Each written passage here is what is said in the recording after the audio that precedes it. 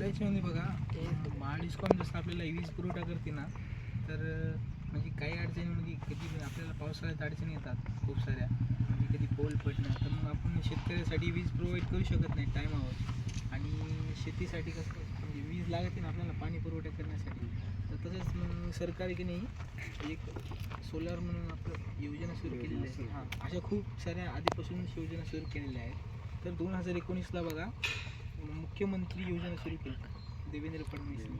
हां, तर 2000 म्हणजे ती असं होती की ज्याचं नाव कोटेशन नाही तर त्याला आहे की नाही आपण सौर पंप एक प्रोव्हाइड करू.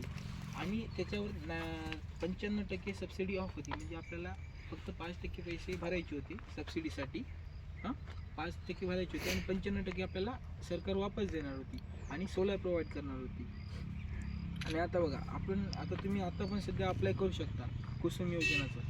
ठीक आहे, हे बघा याच्यामध्ये की नाही आपण कधी डिझेल इंजिनचा आपण वापर करतो, म्हणजे आपल्याला हां इमर्जन्सी आपण वापर करतो ना, तर डिझेल इंजिन हे याच्यासाठी बी आपल्याला मिनिमम 700 रुपये खर्च येतो. हां, जर आपल्याला जास्त चालवायचं असेल तर खूप जास्त खर्च येतो. तर तसंच आपल्याला की नाही आपण इथं फक्त मिनिमम कमी इन्व्हेस्ट करून, म्हणजे सरकारनं आता सबसिडी काढलेली आहे, 95% ऑफ आहे सध्या आता पण. म्हणजे हां, तर फक्त आपल्याला की नाही फॉर्म अप्लाय करून रजिस्ट्रेशन करून अप्लाय करून आपल्याला फक्त 5% पैसे भरायचे आणि ओपनसाठी हे दिलेलं आहे की 10% भरायचे, म्हणजे त्यांना 9% ऑफ. हां, तर मग ती अप्लाय केल्यानंतर आपल्याला एक 3 HP पर्यंतचं सोलार भेटून जाईल.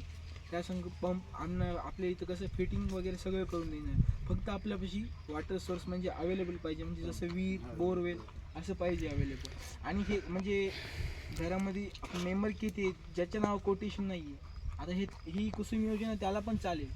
हां, ही पण त्याला पण चालेल, म्हणजे ही आपले राज्यस्तरीयवर नाही, ही केंद्राची आहे. म्हणजे आपण सगळ्यासाठी अप्लाय करू शकतो. फॅमिली मेंबरमध्ये जर 2-3 जरी माणसं असेल तर त्याचं नाव आपण अप्लाय करू शकतो, म्हणजे 3 मिनिमम सोलार आपण भेटू शकतात 3 HP.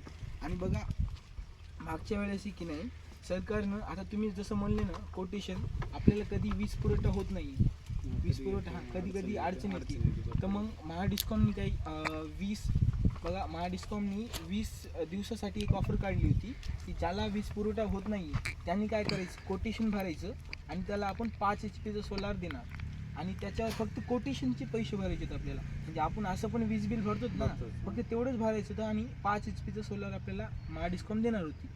तर आपण याच्यावर पण थोडं ध्यान द्या, म्हणजे जेव्हा येईन ना स्कीम थोडं हे करून सोलारला अप्लाय करून टाका, म्हणजे आपल्याला पण काही अडचण येणार नाही. आता ऑनलाईन बंद होतं ना? नाही, सध्या कुसुम योजना चालू आहे. हां, चालू आहे, आपण अप्लाय करू शकतो. हां, आपण एखादी नीट कॅफे जाऊन तिथे एकदा बोलून बघा, तुम्हाला आपण अप्लाय करू शकतो, काय विषय नाही. हे बघा, तर PM कुसुम योजनामध्ये असं याच्यामध्ये सांगलेली आहे माहिती.